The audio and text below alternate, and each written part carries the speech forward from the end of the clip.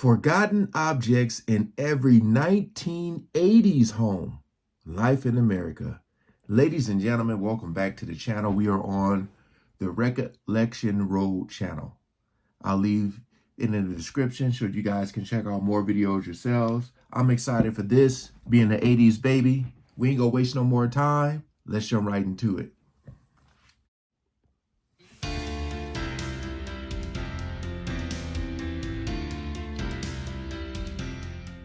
Not many things can transport you back to the 1980s, quite like thinking about the home you lived in during that decade. Some of the things are classic 80s, while others are more subtle.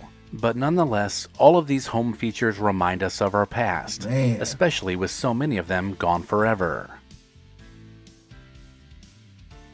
Although garage door openers were invented during the Great Depression, it would take an economic downturn in the 1970s to usher in a new era of consumer spending during the 1980s. During this decade, homeowners across the country began to install automatic garage door openers. Luckily, during this time, wireless technology was now also available, so the doors could be opened using a remote from inside the car. That's when they started? Okay. Sewing machines used to be a standard feature of pretty much every home, and most of the time they could be found in the laundry room. A sewing station was necessary to mend holes, hem pants, and to even sew your own clothing. Today, you'd be hard-pressed to find a sewing machine in any home. My wife wants to get into this sewing. Cane wood and chrome-accented chairs were all the rage during the 1980s. The Brewer Chair Company produced many of these unique furniture pieces, with them being found most commonly around the dining room table. Today, seeing these types of chairs takes us right back to that decade. It does. And you might also remember how the wood on the chairs would splinter or get holes in it, which made them less comfortable to sit in. I didn't have them in my house, but people did. Popcorn ceilings once dominated the ceiling texture business, and the 1980s found it to be a staple of most homes. Still got it. Not only did it cover up plain flat ceilings, but it also made imperfections disappear. Some popcorn ceilings even had sparkling glitter mixed in to make an even bigger statement. What? Nowadays, removing these dated ceilings are a priority when you renovate your home. We still got ours. Televisions in the 1980s were built large and boxy. Much like the 1970s, they were used as furniture in the living room, and they often took up lots of space. These console televisions also often came with a remote control to make flipping through the growing number of cable channels easier. In the bedroom, TVs were becoming smaller and more portable, so they could be set on top of a dresser or even hooked up to a new video game console.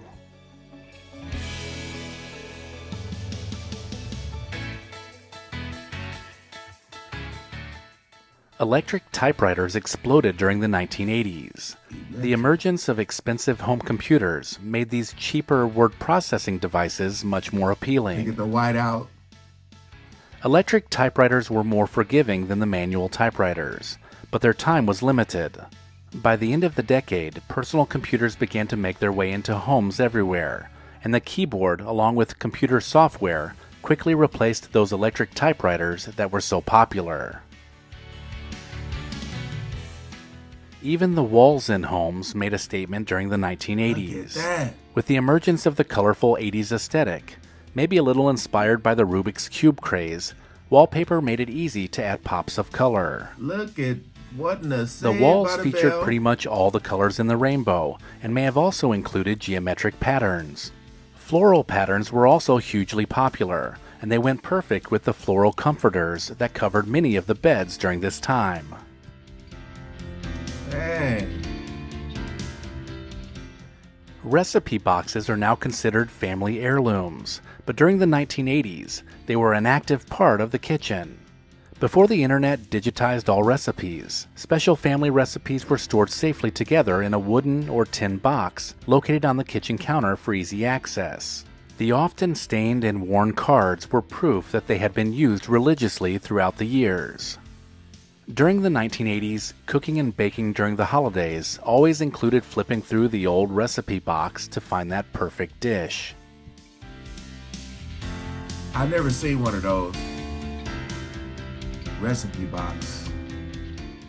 Long before cell phones, many families had to share just one phone, Of course. and that phone was often attached to the wall in the kitchen. This made private calls difficult, but if you were lucky enough to have a long cord, you could wind yourself into another room. It's not surprising that during the 1980s, kids wanted their own telephone in their bedroom. A popular Christmas gift for kids during this time was their very own novelty phone, which saw them take the shape of popular cartoon characters.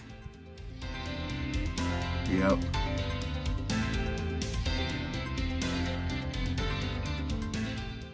How many of you remember recording your answering machine message over and over until you got it just right? Answering machines with cassette tapes was the only way to know if you missed a call while you were out. The blinking light with a display that showed you how many messages you had was the first thing you checked when you walked back through the door.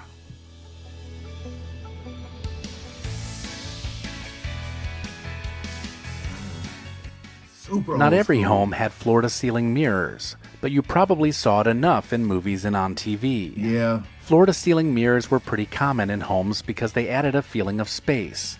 But the 80s took it to a whole Look new at level, that, with man. mirrors on everything. It seems that just about every room had at least one large mirror hanging on the wall.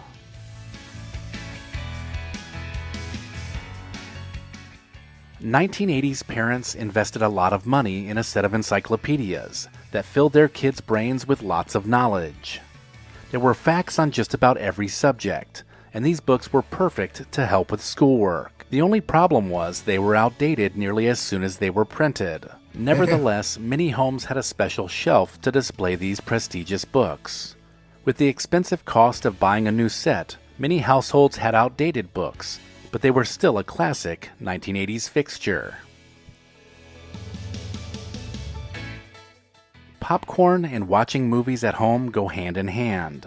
But in the 1980s, as video stores were popping up everywhere, families began to use electric air poppers more and more. Although people had microwaves, the microwave popcorn would end up burnt. So instead, people had air poppers to make big bowls of popcorn for movie nights. So a lot of y'all may not know this. I maybe haven't talked about this, but my birthmark is like on the lower part, like on my obliques, on the lower part of my rib cage. That's where I have a birthmark at. And when I was a little kid, we had one of these popcorn machines, and a seed flew out. I was in the kitchen dancing with my shirt off, and a seed flew out, and it hit me right there, and I got burned. And I still have the mark. Yep, on the side of my rib cage, popcorn mark. Crazy. Whether you were watching a TV movie filled with commercials, or had just rented a stack of movies from your local rental store, air-popped popcorn was a necessity, especially in the homes of the 1980s.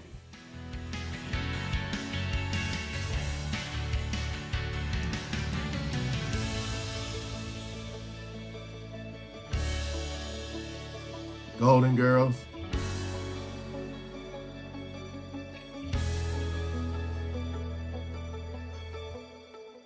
Oh, that's it. Yeah, man. Again, I'm an 80s baby, but part of me wish I would have grew up in the 70s just because everything seems super cool. 80s was cool, but 70s, super cool. I'm pretty sure most of y'all had probably everything that was in this video.